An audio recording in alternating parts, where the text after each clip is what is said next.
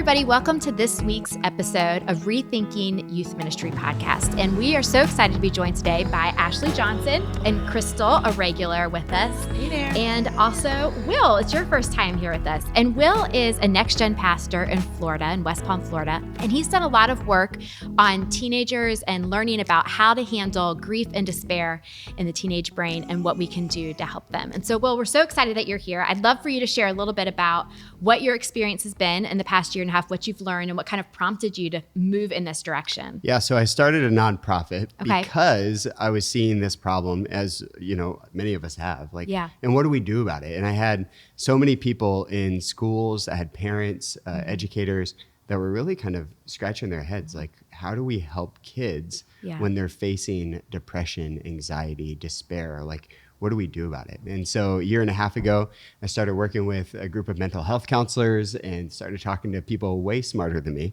about trying to find some solutions. And so for the last year and a half, we've been doing school assemblies, we've been doing parent trainings, teacher trainings. That's one of my favorites. Yeah. And just trying to help bring some solutions to the problem that we're facing. Yeah.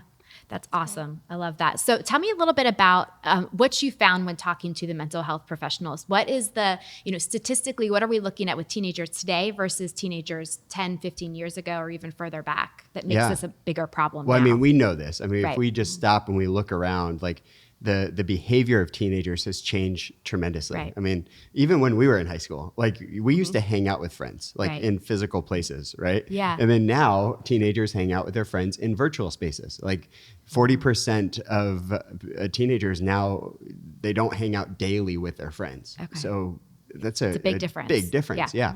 And so with that, it's changed how we relate to one another. It's changed how we connect. And ultimately, it's caused a major issue. And the issue that we see with this increased detachment and separation from human connection is that we're seeing this rise in despair. We're seeing this rise in depression and anxiety. And, if you really slice it down, you ask the question, well, what caused this? It's hard to say like one thing specifically caused this rise in despair, but rather a variety of things. But I would say the one thing, the common thread, is a lack of human connection. And we're seeing that there's a connection between that and the amount of time that teenagers, or really any of us, are spending on our phones. Yeah, there's a lot of research that's starting to come out that shows that there is a correlation between the time that we're spending on our phones, what you do in a virtual space, so playing video games or being on social media, you're detaching from your reality of your world. Yeah. And I don't know if you guys have ever seen this, but I know I've watched, like with my kids, like if they spend, like, let's say 2 hours on an iPad, like their behavior changes. Right. Like the way that they interact changes. And I've seen that with teenagers as well. Like it's almost like they have to come back to the real world, like come back to reality.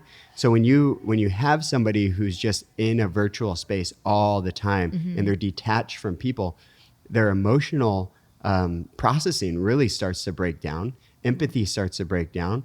And then they just kind of feel numb. They feel stuck. They feel like there's no way out. And I would say the number one problem that this is causing, as every youth worker knows this, is the suicide rate amongst teenagers. It's doubled in the last 10 years. And specifically between the ages of 10 and 14, this study just came out like last month, is that the ages between 10 and 14 has grown the most out of all demographics. And it's increased 57% suicide rate in the last 10 years. So as a youth worker, we're like looking at this, I'm like, we have to do something about this. Like, this is the fight for this generation, because in the 90s, it was all about sex, drugs, and rock and roll, right? I mean, that's what we were preaching. Just say no, don't do at-risk behavior. No to everything. Stay away, right? But now, they're not, that's all down. Like it's not as much, sexually active teens is actually down significantly since the early 90s. And so, yes, those things still exist, but the one thing that we're seeing a lot of is a lot of despair. And so we have to do something about it. I love that you're saying that. And then at the same time, there was something that you said that, I don't know if it felt strange to me, but I think among like my generation, we feel there's a fence between virtual world and reality, and that reality and virtual reality are different places. But for the small group that I lead, for them, it's just their world. And it's all meshed together. There's a girl in our student ministry who I remember talking to her. Her first 2 boyfriends were in other states, and they never met face to face. And it was in her mind, that was a very real relationship. That wasn't like a weird, like cyber world relationship. That was it was just a boyfriend. Yeah. And so how do we navigate when we understand that there's a difference there, but they don't really feel that way? Is that part of the problem? Yeah, that is part of the problem. I think it's so interesting that you say that, by the way, because I have a former student who just got married this past year. And he had, he's a very popular kid, so he could have invited many people, but he had to narrow his wedding down to about 100 people. And so of the select people that he invited 2 friends that he only knew on Facebook, or on Xbox Live, rather. Wow. So those relationships are very real. Very real. And he invites these 2 guys. The first time they meet face to face is actually at his wedding. But he had such a deep friendship with them that he's like, I want you guys to be at my wedding. But that feels like that's a different world. That's a virtual world. Or that's not real. That but feels to him, it was foreign to us. But I think for our students they don't remember a time before social media. Yeah. Like, they don't remember a time before internet. I don't know that feels as foreign to them, or that they even see the borders drawn the way that we see them. Right. Yeah. So which makes me ask the question. I've often thought about this question. Can intimate, deep relationships be formed in the virtual space? I think that's the question. Right. That is the question. For us, I think it's not possible because we have been wired a certain way to understand relationships and human dynamics a certain way. But think about like kids who are like 8, 10 years old right now. Yeah. They don't know a time without FaceTime. Like That's weird. they can't think of a moment true. in life where they didn't have the ability to see somebody through a virtual space. Yeah. But what about physical touch at that point? Right. So now physical touch is lost, which, and I think that's part of the problem is that we don't understand how certain things are affecting our mental health. And physical touch, as you mentioned, that's a really big deal. big piece, especially when you start going through a hard time. Like when you're facing despair, it's not enough to have somebody on the other side of the screen. You have to have somebody empathize with you and help you to feel felt, to help you to connect with the emotion. And perhaps that can be done in the virtual space, but if it's only being done in the virtual space, I think we're missing a major piece that actually promotes healing in the brain. Yeah. It's interesting. I think our audience probably doesn't know this, but all of us at the table know that you spoke in our staff meeting this morning, which was awesome. Phenomenal. Yeah. And one of the things you were talking about was the importance of eye contact. And I couldn't help but think the number of significant conversations I've had with the girls that I lead over FaceTime, and how eye contact is not a real thing. Even on such a sophisticated technology, I'm looking down and they're looking up, and there's never a moment when there's an actual eye contact moment. It's so true. Because oftentimes when you're on FaceTime too, you're kind of more looking at yourself. So true. I was just thinking the same thing. Like true confessions, Like, Just call it out. That's true. And even when you're not just looking at yourself or looking at the other person, very rarely are you looking in the actual camera, which would be eye contact for that. Right. So you're right. You don't really get eye contact with that. Okay, so I have a question. So about a month ago, you and I saw each other at the National Youth Workers Convention, which was so much fun. And we spent a lot of time talking to a lot of different youth workers. And it seemed like the dominant conversation around the country was, what do I do about depression and anxiety? And every kid, it seems like, is facing it. And some of it's clinical and medical and honestly beyond the scope of what we can handle as youth workers. But there's this whole other group of kids who are just facing it because that's part of being a teenager now. What do we do about it when it's not clinical and medical and beyond our pay grade? Yeah. Well, I think one, there's, just to plug one more time, because you can't harp it enough, is, you definitely need to get help, especially when it is clinical, medical, and deeper. But I also want to kind of take the pressure off for youth workers. Like, you don't have to diagnose kids. Like, you don't have to figure that out. Because depression isn't the sole cause of suicide. Like when we look at the problem, the suicide rates are rising, and we think that, well, this is because of depression. Well, that's not necessarily true. In fact, there are a lot of mental health contributors to suicide, depression isn't the only one. The common thread, though, that every single person who's ever attempted or completed suicide feels is despair. Okay. Despair is the issue. Well, here's the good news and the bad news. Everyone faces despair.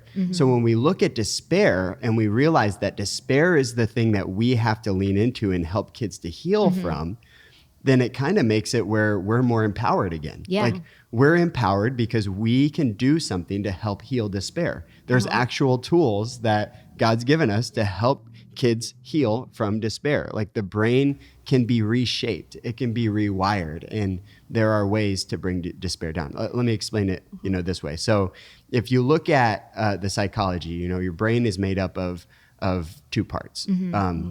Well, your brain is made up of a lot of parts, but two in specific that we're going to look at. You have the right side of your brain, which is where your emotional processing takes place. And you have your left side of your brain where your logical processing predominantly takes place. What happens in despair, one psychologist explained it this way, is it's a dispairing, that the two sides kind of separate. You have this emotional detachment and the right side becomes overactivated. Like a constant drip of cortisol, which is a stress hormone, over time kind of creates this detachment.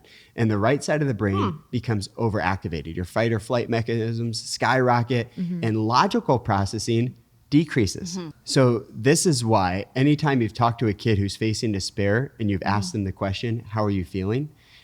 Oftentimes the response is, I don't know, right? Because they're having the emotions, but they can't connect to the part that logically processes the emotions. Right, because you need logical processing in order to put things into words. Your word formation happens in the logical side of your brain. So they might say, I feel numb, right? They don't even know what they're feeling. So what you have is you have all this emotional energy built up. Yeah. And they need an ability and a way to exhaust that emotion. Yeah. They need a way to exhale. And what this is the coolest part. You ready? So here's what we can do as youth workers. We can help kids heal from despair by helping them to feel felt.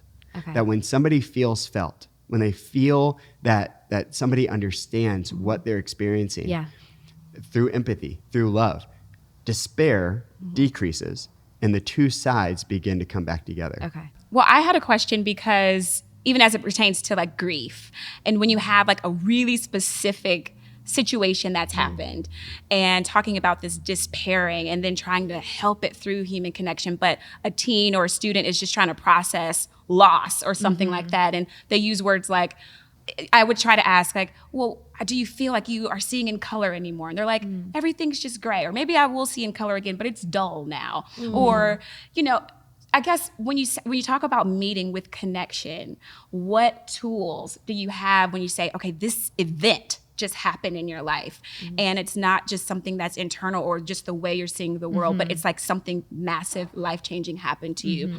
And still trying to find connection through Without that. short-circuiting the process. Exactly. Grieving kind of, Yeah, that's good.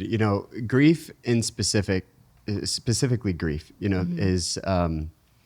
is unique because you have a high amount of despair, which means you're going to 100% have a detachment between logical processing. There's a lot of emotions, they're going to be there, and it's going to take time to exhale that.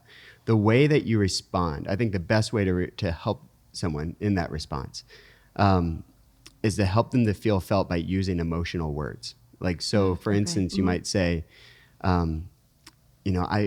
I hate that you're going through what you're going through because I imagine right now you feel lonely, or I imagine right now you feel That's good, yeah. scared. Would you say that you feel exhausted right now? And as you use those words and kind of pitch like, hey, do you feel this? You feel this? You feel this? Eventually they might say, yeah, I do. And the best response is, tell me more. Tell me about it. Yeah. And just allowing them to process and talk. What that does is it allows somebody to feel felt, and it really identifies and communicates, I matter. Like this moment matters, and what I feel matters. And I don't have somebody telling me, well, you know what? God just needed another angel. Oh, gosh. Oh, that's the worst. Right. I know. We have feelings about that. Right? Yes. But then there's the other side of that when they don't want to talk. And what I found is they just want to talk about something, may not be. Is that a helpful tool as well? Just, well, talk to me about your crush then, or talk to me about the sports you like. Yeah. There's an element of where they might be avoiding feelings, which doesn't mean that they're healing. So that's the one caveat. Right. However, timing is everything. And don't underestimate the power of presence. Yeah. So just being present is huge. Yeah. Appropriate physical touch, words of affirmation, and eye contact can help somebody to feel loved and to feel felt, even in the midst of their despair. Wow, that's good. I feel like I'm learning so much in this conversation because I've been leading small groups for a long time. And I don't know if teenage boys do this. You can tell me. Teenage girls, when they're kind of spinning out emotionally, I feel like they hand me a knot of problems that are all interrelated and they're all, and they just, my mom and this boy in school and my temptation as the leader is to always sort of pull one string out of a time and logically deal with each of them. Fix and it. they're not in a logical place at Right. all. Yeah. No. And so just hearing like, oh, you should deal with the emotion before you deal with the logical behavior. Right. Yeah. That is really, really helpful. Yeah. You have to notice what's happening. So if a student is right brain activated, so emotionally responsive. Right. So like me a lot of the time. You're right. Yeah, exactly. So when you are emotionally activated, it would be good for someone who's interacting with you to first meet the emotion with emotion. So see the emotion, meet the emotion. So let me give you an example. Let's say that you have a student come in to youth group and they're frustrated and they're like, I can't believe it. I failed this test and my teacher's such a jerk and blah blah blah, and they're distraught, right? Maybe they're angry, maybe they're sad, and maybe it's a senior who's afraid that this is going to affect their college, outcome. Right. And she's crying and she's she's just really upset. As a small group leader, what you might want to do is you might want to say, well, you did say that you haven't been studying, right? You go into logical processing. Or, well, what do you think you can do differently to make this different? Because obviously you're in control, right? You go logical processing. Right. The problem is that when we meet right brain with left brain, we completely miss them. Like we kind of fly over them. Yeah. And then they just hear wah, wah, wah, Right. wah, wah. And meanwhile, they conclude, you don't really care about me. Yeah. Right? And you don't care about the situation. Yeah. But when we stop and we say, hey, I understand. Oh, that must suck. I am so sorry that you failed that test. And you must feel really disappointed right now. Yeah, I do feel disappointed. Well, tell me about it.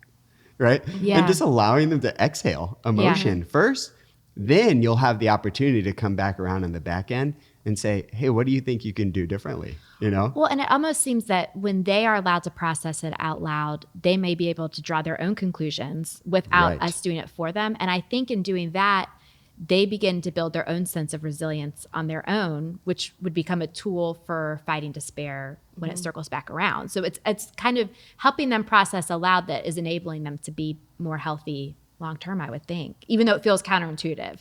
To acknowledge their emotions feels like you would be condoning what they've done or dwelling on something that feels negative when it's actually the opposite. My only question to that is a lot of times when students are processing negative or despair, it comes out in negative emotions. Yeah. So when you say meet emotions with emotion, it's like, what in me as the student leader needs to calm down first because all I'm seeing is anger. All I'm seeing is apathy, or all I'm seeing is this negative response. And what mind frame do I need to be in to even initiate this conversation? Yeah. That's a great question, because oftentimes other people's emotional responses can trigger our own issues. Yeah. Yep. You know, good to and be then all of aware a of. sudden, Yeah. like maybe we feel offended on God's behalf. You know, Right. and That's then really real.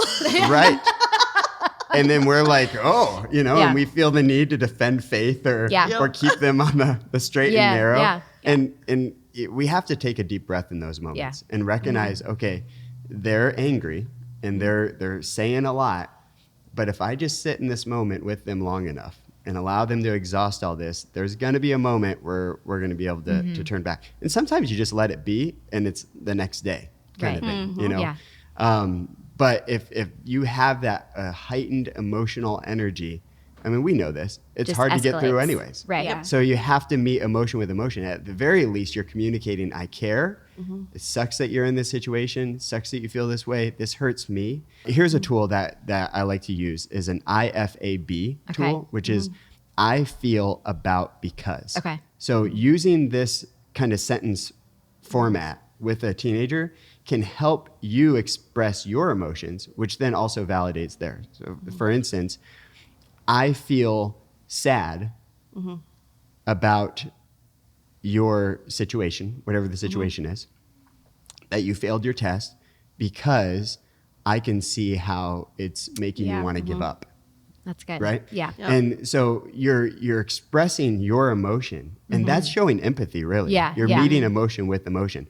The problem is when we communicate like belief statements, and the belief statements kind of they just discard the emotion. What do Yeah. you mean by belief statements? Yeah. Like a belief statement, like you're better than this, you know, Oh yeah. Oh. Yeah. you know, or you shouldn't feel this way. You know, you have so much to be grateful for. Why Right. aren't you just grateful?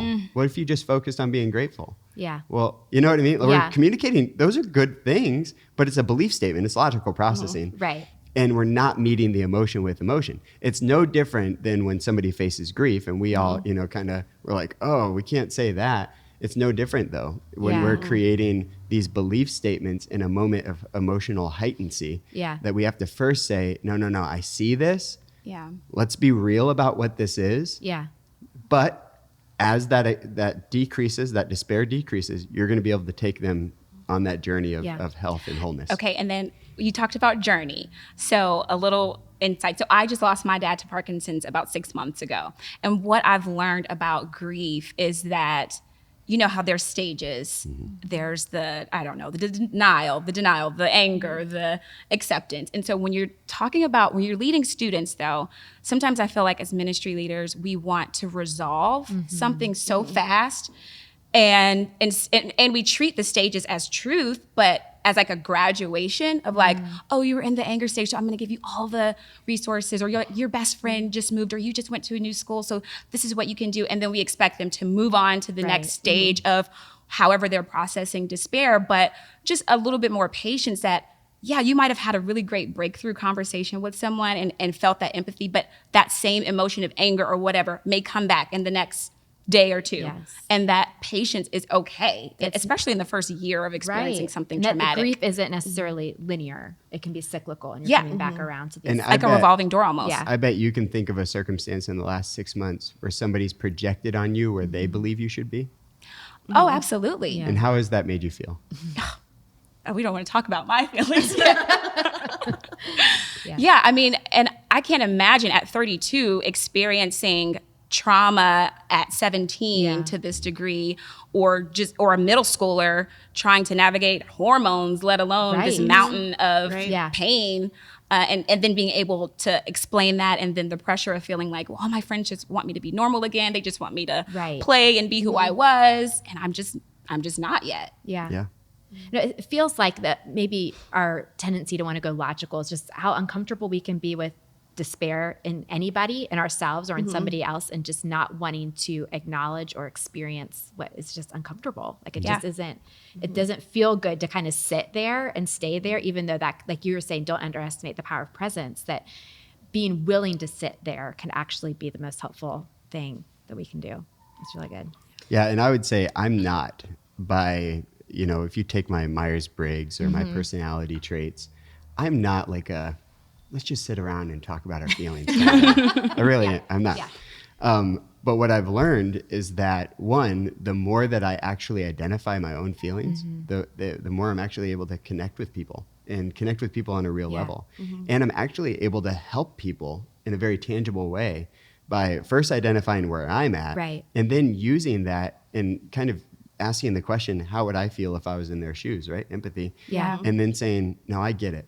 I want to get go it. back. I want to stay there a little bit, because I think that's important, that we can't expect to guide students somewhere that we're not necessarily willing to go ourselves. So what can we do as leaders to kind of work on becoming emotionally healthy individuals and leaders to help students then begin to navigate those same emotions? That's a great question. And there's a lot of different angles that we can go with. I mean, how do we become emotionally healthy individuals ourselves? I think one of the ways is making it a practice, like Yeah. asking yourself the question, how do I feel? And Yeah. here's what we do, by the way. We will say thinking words, but use the sentence I feel. Oh, interesting. You know? Yeah. Okay. Like even what you're describing with, some of the girls that you talk to, like, I feel like I'm in a dark place. Like, well, that's more descriptive, and it is kind of abstract, but it's really not a feeling word. It's not identifying I feel this. So there's a tool, you can Google it, called the feelings wheel. Okay. That's helped me tremendously to like actually put words We'll probably into, put that in the show notes if That's that's good. helpful. even better. Yeah. You don't have to Google it. You can just look at the show Yeah. notes. So that's helped me to identify, okay, here's what feelings are, and here's how to put them into words. And again, putting them into words matters because you're bringing the two sides back together. You're processing emotions, not just allowing them to stay there. And then I'm a big proponent of silence and solitude. Yeah. Reflection. So we talk about all these like disciplines in the Christian faith. We talk about the importance of worship. We talk about the importance of giving. We talk about serving. We don't talk about a whole lot solitude. Yeah. We don't talk about silence. Which Yeah. Jesus practiced. Right. Exactly. Yeah. So Right. I think this is a lost art, a lost discipline. And it's absolutely necessary for us to heal even ourselves and become whole, that we understand the importance of silence and solitude. Okay, I think about this. Okay, here's my last analogy on this. The Apostle Paul should have had a counselor. Right? Somebody tweet that. Right. I mean, think about that. Statement. Yeah. Think about it. If we went through what he went through, I'd be in therapy right now. Right. Like that is intense. Like talk about trauma after trauma after trauma. Yeah. And I mean, he's got a past, like jacked up, Yeah. all jacked up. Why didn't he need counseling? And why don't you really see that a whole lot in Scripture? Okay, here's my hypothesis. I can't prove it.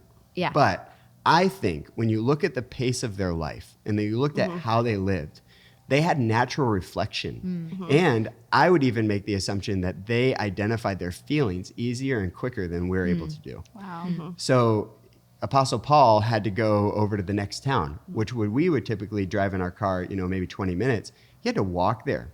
What is he doing during that time? He's not listening to his iPad. He's not listening to, whatever the latest ebook is. Right. Like He's not listening to this podcast. He's not listening to this right now. Where we tell him he needs a counselor.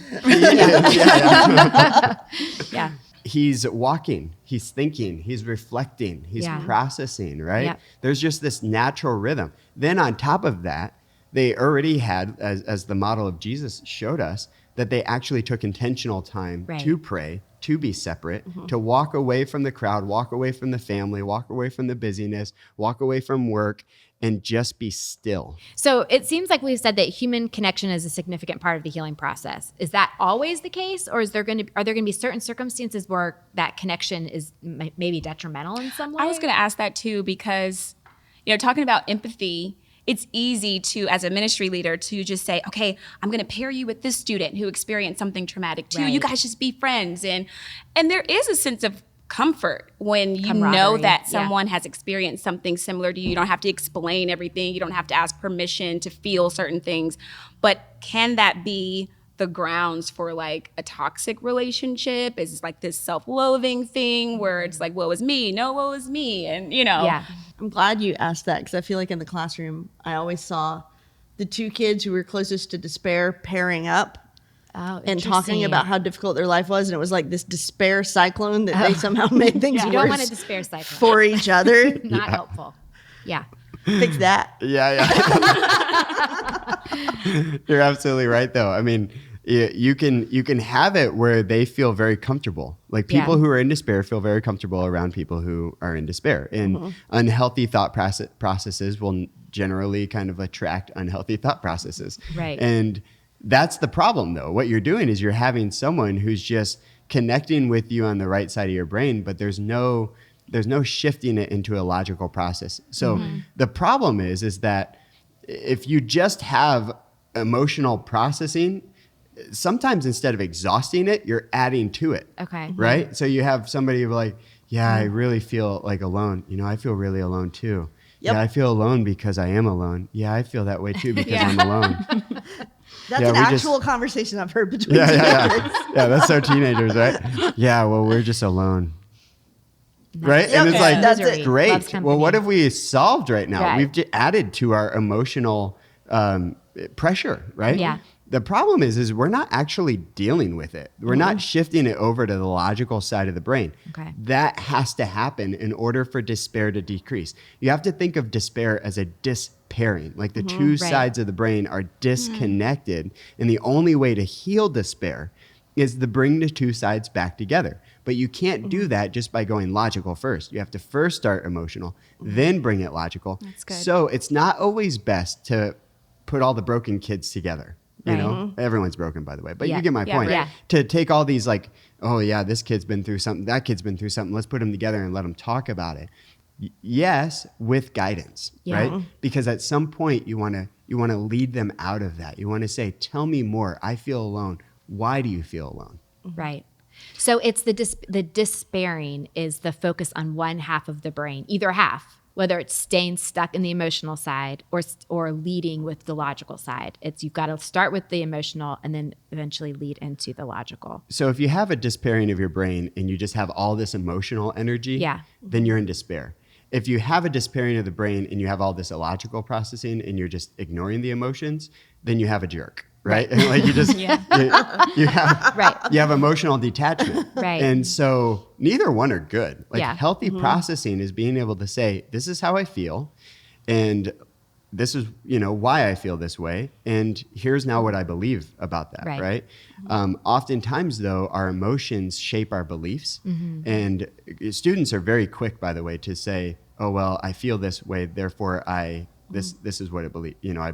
I'll give you an example. So my 9-year-old isn't quite a teenager, but preteen-ish. And he was getting in trouble for something. And I said, go to your room. And I started to close the door. And for whatever reason, just the heightency of this moment, he starts freaking out, like grabs my leg, starts acting like a toddler, really. And like, don't close the door, and Yeah. like heightened emotional response. What I wanted to do was kind of just shrug off and say, okay, he's just being over the top. He's trying to manipulate me, blah, blah, Yeah. blah. But the more I tried to push against this, the more he became even more emotionally heightened. I finally stopped and I got down on the floor where he was, holding onto my leg for dear life. And I Yeah. said, what is going on? By the way, anytime you have something going on with a teenager and you start thinking, what is going on? You're dealing with something that's not fully present. Right. Like you're dealing with something true. deeper. An You're underlying dealing with issue. an underlying issue. And so here I was looking at my 9-year-old and I'm like, okay, what is going on? And I stopped and I looked him in the eye and I said, how do you feel right now? Like, what are you feeling? And he said, I feel scared. Why do you feel scared? Now I'm mad, so I had to deal with my anger first, Yeah. right? Be like, I don't want to do this, but I know it's right. Why do you feel scared? And he starts to break down his emotion and he starts to express, I feel scared because when you close the door, I'm afraid you're going to send me off to another family. His core root issue was an abandonment issue. Where did that belief come Yeah. from? How is it shaped? I don't know. But for whatever reason, that circumstance triggered him to a heightened emotional response. And then I was able to say, that would never happen, right? I was Yeah. able to logically, now he's exhausted the emotion. Then I was able to say, that'll never happen. I was able to reinforce a better belief, Right. which is, I will, you will always be a part of this family. And just because Right. you're in trouble right now doesn't mean you're not going to be a part of this family. And then we were able to reroute the discipline to something that was more helpful and, Yeah. and Yeah. constructive for him, which was, I want you to write a letter because he was being disrespectful to somebody, And so we were able to shift that.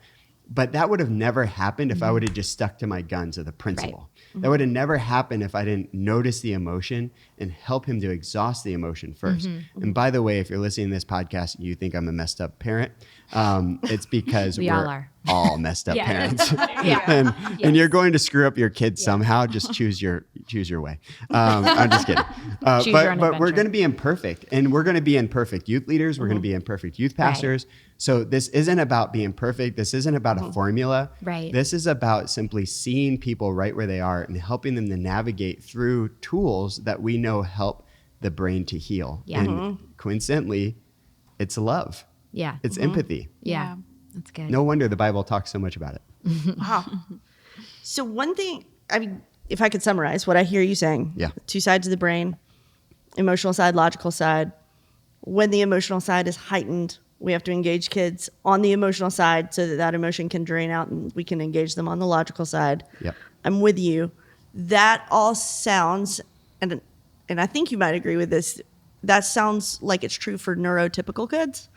I can't help but think about a young lady who was at our church who had a traumatic brain injury that left the left side of her brain not working. Wow. So all she had was the one side. Now, if you know much about brain science, which obviously you do, parts of the brain will then begin to engage and become the logical side that weren't before, which is fascinating. God is weird in that way, and I love it. But I think as leaders, we have to caution ourselves that not every kid is going to respond in this sort of neurotypical way. Yeah. And so getting to know parents and getting to like understand their academic situation, even when we can, being engaged in their special education programs might be helpful. Yeah. I think, the tools and the approach definitely changes based off of the circumstances and the individual, especially when you're facing pretty big obstacles like that, that are not typical. The one thing that I think is the common thread, though, that I think we all would agree, is that love and human connection still matters. Yep. Right? Yeah, Yeah. for sure. Then if we stop and we look at an individual for who they are and we just listen long enough, like I bet you we're going to find some solutions to just help that individual. And again, it won't be, whoop, we checked our box, Right. we fixed the problem. Right. If we think we're going to fix the problems, Yeah. we're kind of missing it. Yeah, Right? right. It's like, this is an exhausting career for Right. people who feel like they need to fix it all. Yeah. Because it never happens quite Right. the way that we want it to.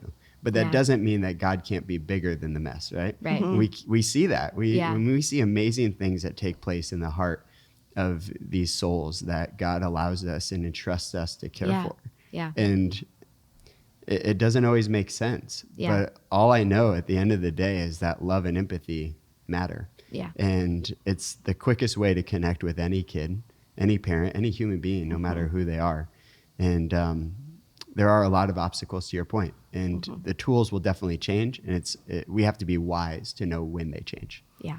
This is one of the reasons I think you are a great leader. Because when I think about my early years in ministry, my temptation was to always say, well, just preach the gospel and the gospel will fix everything. And you're not saying don't. Right. You're saying there are some steps along the way to get a kid to a place where they can even hear it. Yeah. Yeah. And that is so powerful. Well, That's so good. I've made a lot of mistakes, and I would agree. Early on in my ministry career, it was, I'm going to preach the gospel. Right. I'm just going to tell them the truth. Well, this is what the book says. I'm Right. a man of the book, like, like you just want to, like, this is we're Yeah. this is truth. This is what we're going to do. Right. And I think over time I started to realize, like, we're missing it. Like, Yeah. I'm missing Yeah. it. Yeah. Specifically, Yeah, I'm yeah, missing yeah. it. I would say the problem of despair has also caused me to go deeper into this subject and really figure out, okay, how are we wired? How has God wired? Because how has God wired us? Because I don't believe He just left us here to just, well, good luck. I think we together are the solution. Like, we are the body of Christ. That the solution is within us, good. and it's together. And there's something about collective togetherness that heals. Yeah. It heals us. Like, our Yeah. connection, yes, with our Heavenly Father is very important. Yeah. But we often feel that connection through others, right? Yeah. Well, I really couldn't agree with you more. I feel like we are the body. And I keep asking myself, what does patience actually look like? What does, love and empathy really look like when we just want to see our students grow? We just want to see them do well. We put all of this pressure on ourselves to solve their problems. But this is inspiring me because we're in it for the long haul.